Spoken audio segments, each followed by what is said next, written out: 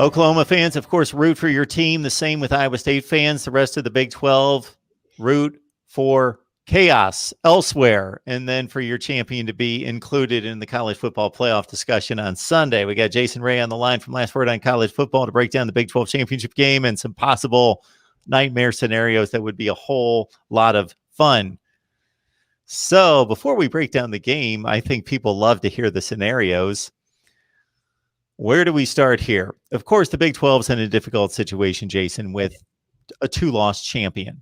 So we need some chaos to ensue. I think the first step would be for Notre Dame to go ahead and win the ACC and knock out Clemson.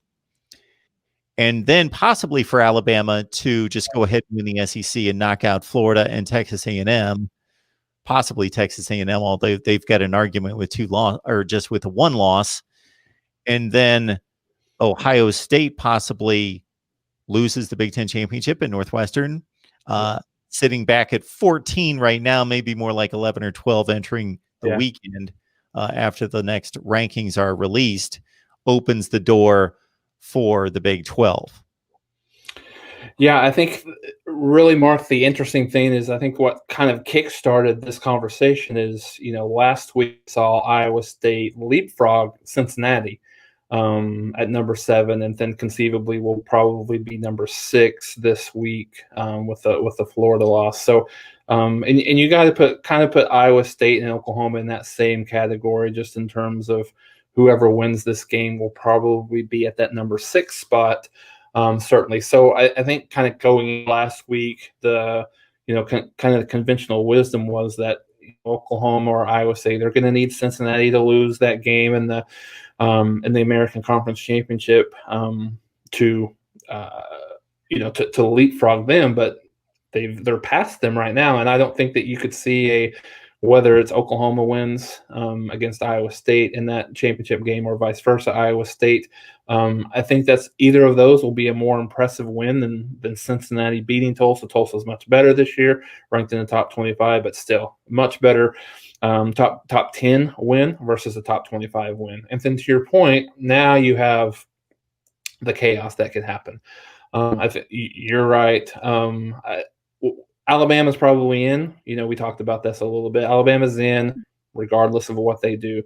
But yeah, you want, if you're Big 12, you want Alabama to win that game against Florida. So there's no discussion whatsoever on Florida. And then you want Northwestern to beat Ohio State, as well as would like to see a Notre Dame win over Clemson. If those three things happen, get ready for some craziness, right? Like, it's going to be, how do you decipher these teams? How do you compare a 1-loss Texas A&M team that not necessarily a bad loss in terms of who they played, that loss against Alabama, but maybe a bad loss in terms of the point differential in the game, which was 52-24, if I remember correctly, in that game. So you have that. You have Oklahoma with I would say one bad loss. The Kansas State game, that's a bad loss for them, especially, as much as they were up late in the game. I don't know that I would necessarily say the Iowa State game was a bad loss. A 7-point loss late in the game on the road, that's not a bad loss. So, and then, how do you compare a Northwestern versus Ohio State in that situation? As we talked about earlier, the committee, they can't. If Ohio State wins the game, they can't drop them. Obviously, they're not going to drop them from 4 to 5 because if they've played enough games in last week, then they've certainly played enough games this week, right? So yeah, I think it's interesting to see what could happen. I think some of these conference championship games, they're heavy favorites. It's been a while since I remember so many of these games being so heavily favored. And believe it or not, this game that we're getting ready to talk about isn't one of them. I think Alabama's like a 17-point favorite over Florida. I think, Ohio State's like 20 or 21 points. So even Cincinnati's like 13 or 14 points over Tulsa. So I think it would have to be a lot of craziness. But, given the fact that we're talking about a weekend where we have regular season games, we have conference championship games, we have a bowl game, and we also have a service academy game. Like nothing would have surprised me in this crazy year that we've had. So once again, folks, we could sit here and play up scenarios for the next 4 days nonstop without shutting up. But we'll just, again, table this one scenario. Alabama wins the SEC. Notre Dame wins the ACC. So they've got those 2 spots locked down. But we got 2 spots open for a Northwestern Big Ten champion. So Ohio State's done. The Big 12 champion, Cincinnati, and undefeated maybe USC. Texas A&M. Those 5 teams all have an argument for 2 spots. And then also, if you want to get real, I mean, you could, an argument could be made still for Clemson, right? They have 2 losses to, especially if it's a close loss, right?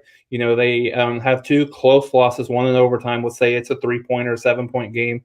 Look, you put Clemson against A&M on the neutral field. Who do you think going into that game? Like, who would you think would win that game? So I think that's part of the decision making that could go into the committee's hands as well. Like, who do I think would be the better team just from an eye test perspective? But it'll be interesting. Crazy stuff. Jason Ray on the line from Last Word on College Football. Oh, yeah. Beyond the scenarios, they're actually going to play football games on Saturday.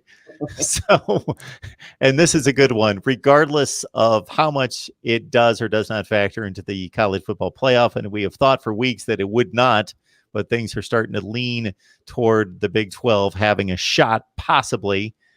Iowa State and Oklahoma, 37-30 the first time around. Iowa State winning that game. And I know that you, in fact, are mighty intrigued by how these 2 teams match up. Yeah, it's, just kind of looking at the numbers before we were scheduled to talk today. And then obviously following Iowa State, these 2 teams are so evenly matched on both sides of the ball. They've both got a lot better since that game in Ames earlier in the year. Just to show you how even that game was, 37-30. Iowa State had 417 total yards. Oklahoma had 414. 23 first downs for Iowa State, 22 for Oklahoma. Just a late interception by Spencer Rattler in a which was Iowa State was get that in the end zone, was able to secure that. So, really on both sides of the ball, really evenly matched. Both teams have gotten a lot better since that day in Ames. I think that was in early October, late September, that game. I think one of the things that's interesting, a lot of good matchups here to really look at. And, the best player on the field offensively is probably going to be on Iowa State. Breece Hall is the leading rusher in the country. Doesn't get a lot of national pub. You have Travis Etienne, you have Najee Harris, you have a lot of those other guys that have really gotten the pub nationally from a running back perspective. But he's one of the best, over 1,300 yards, 17 touchdowns on the ground. Actually had Oklahoma gave up about 128 yards, 130 yards to him, and a couple of touchdowns in that earlier game. So I think it'll be interesting to see the adjustments on both sides.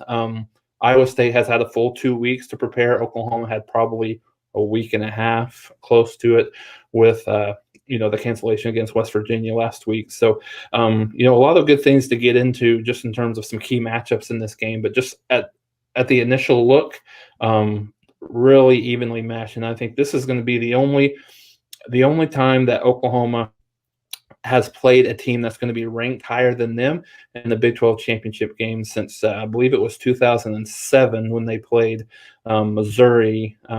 Missouri was ranked number 1 in the country with Chase Daniel that year, and then Oklahoma won that game 38-17, where Missouri was poised to possibly make the BCS national championship game that year, and then certainly that wasn't to be. But yeah, I mean, unfamiliar territory for Oklahoma, just like they've been in really a lot of this last half of the year.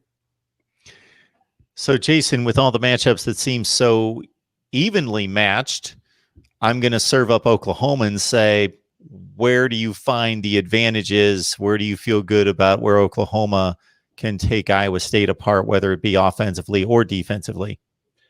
So first defensively, let's kind of look at that side of the ball. Oklahoma right now is fourth in the country in rush defense, 88 yards a game. They're much better specifically tackling in open space than they were earlier in the year. So, what gives right there? The 88 yards versus Brees Hall averaging over 100 yards a game, the best running back in the country.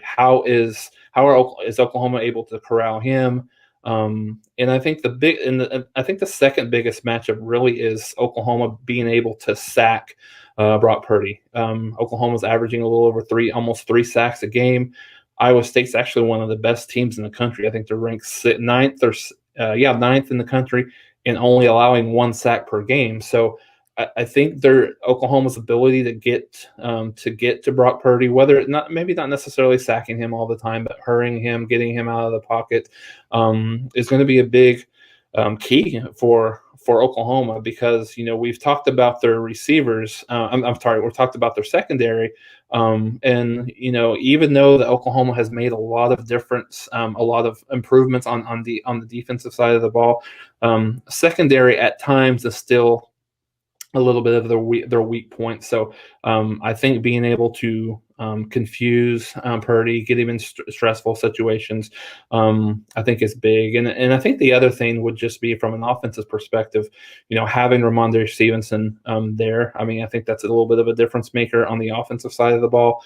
Really, the running game was, not horrible against Iowa State earlier in the year. They ran for a little bit over 100 yards, but they didn't have, their number one back there with Stevenson. So having him back, I think is a positive for Oklahoma, alongside with the defensive improvements that they've made throughout the year.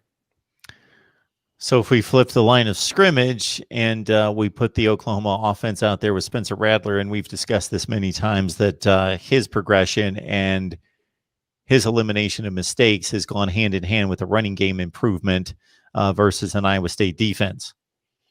No, yeah, absolutely. You think at this point, Rattler's completed about 68% of his passes, 24 touchdowns, 7 interceptions. He threw 3 interceptions in one game against Kansas State. So, for him to have, 4 turnovers as a redshirt freshman, throughout the balance of the year outside of that, is a thing that's very good for Oklahoma, just overall in their development of this young team. I think the one thing that you might want to be a little bit nervous about if you're an Oklahoma fan is he struggled a bit against Baylor. Had a couple of, we talked about this on the last week, but he forced a couple of balls in, threw an interception. Should have had 2 interceptions. One that kind of that went through a Baylor defensive back's hands in the end zone, ended up being a touchdown. So he's got to clean that up. That's something that he really didn't do through this middle to the end part of the season. So his ability to not turn the ball over and be as efficient as possible is going to be key for Oklahoma to be able to win this game. Well, you have a prediction on last word on college football. So I think the other thing that's interesting about this game is, before we kind of get into that, and the big matchup on the other side, which is something that Iowa State has had the ability to take advantage of, is their length at receiver against Oklahoma's lack of length in the defensive back. From a receiver perspective, Iowa State goes 6'3", 6'6", 6 foot, 6'7", 6'6". Oklahoma only has one defensive back that is 6 foot or above, and it's right at 6 foot. So clear advantage from a height perspective. It'll be interesting, in that matchup with, Matt Campbell's offense against Alex Grinch's defense, how each team is able to counteract that. I think mindset is very interesting in a game like this as well. We had talked about this last week. Iowa State has not won a conference championship of any kind since 1912. We look at that, and it's kind of mind-boggling, where we have Oklahoma going for 6 straight. Iowa State's never, I know that the fans are a little bit different because it's not going to be the same thing, but the atmosphere is still the same. You're still playing for a championship. You're still in an unfamiliar territory. Iowa State's not even played for one. Oklahoma's won 13. championships in the 26 years that the Big 12 has been formed. So half of them, Oklahoma's, they've been there, they've done that type of thing. Iowa State hasn't. What does that, what does that look like? And another interesting fact before we get into the prediction here is that, since Matt Campbell has been at Iowa State, the combined scores of those games has been 174 to 167. Oklahoma only leads by 7. That's the closest any team has ever has been to Oklahoma. Within that time frame. So, from a prediction standpoint, I think it's going to be close. I don't think we're going to see any blowout one way or the other. I think I would say just from a perspective of having been there, having done that, having going through the rigors, and I think I see Oklahoma winning a close one. I would say maybe 24-21, 27-24, low scoring. I can't imagine that we would see a high scoring game. In this game, definitely. I mean, maybe the 30s is about the most that I could see with both of these defenses. How well they played throughout the the beginning of the year to the end of where they're at right now. But yeah, and I think if that's able to happen, I think you'll see an emotional Riley, an emotional Oklahoma team, because starting at 0-2, this wasn't really. I think in the locker room, obviously they thought they could get back, but I think the national perception perspective, most people thought that the reign was over for Oklahoma, and if they're able to win this championship in a clear rebuilding year, I think it's unfortunately it's probably pretty bad news for the rest of the Big 12, like going forward. In what is all things considered a down year for the Sooners if they're able to go ahead and win this championship. And while it's also difficult for me to separate the two teams and a matchup that I expect to be extremely close as well, again, to tie this around, to put a ribbon on it and bring us all the way back to the beginning of the conversation, if you're rooting for the Big 12, root for one team to take command and pull out a route. The style points certainly would not hurt. Jason Ray, last word on college football, setting us up for the Big 12 championship should be a good one, as Iowa State defeated Oklahoma back in September, October, in that range, 37-30, and the Sooners looking for a 6th straight championship. And again, just to repeat, Jason, 1912, the Missouri Valley Conference Iowa State championship team was the last one to win a conference in Ames. Thank you so much, Jason. All right. Thanks for having me on, Mark.